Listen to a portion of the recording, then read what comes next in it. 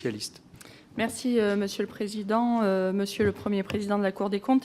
Alors j'avais d'abord une première question sur l'après-ARENH, mais bon, la question a été posée 2 fois, donc je ne vais pas y revenir, mais c'est un sujet important puisque même des grands groupes comme ArcelorMittal traversent des crises sans précédent du fait de la question de l'énergie.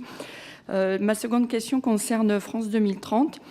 Vous avez évoqué dans votre rapport une recommandation en disant de soit stopper certains financements, soit de revenir sur d'autres projets peut-être de moindre envergure.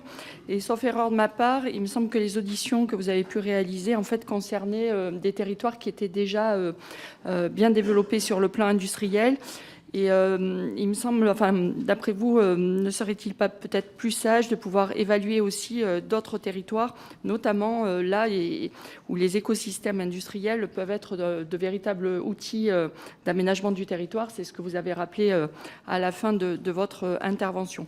Donc voilà, donc peut-être, en tout cas, nous, notre souhait, ça serait qu'il y ait une évaluation plus fine avant de pouvoir complètement réorienter ces crédits, voire de les supprimer sur certains projets.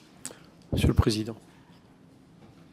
Alors, merci Madame la députée. Comme je l'ai dit, nous avons reprogrammé une enquête sur France 2030 pour l'an prochain.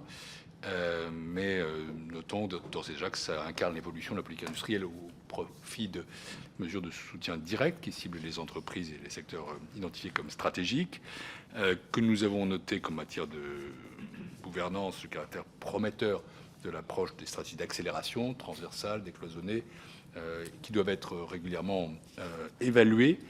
Mais pour autant, nous avons dans ce rapport souligné que l'évaluation du comité de surveillance de France 2030 relevait que le ciblage du programme devait être amélioré en resserrant les champs d'investissement à une vingtaine contre une quarantaine aujourd'hui. Et la Cour souscrit à ces observations. Pour nous, il faut cibler davantage les soutiens pour renforcer l'impact.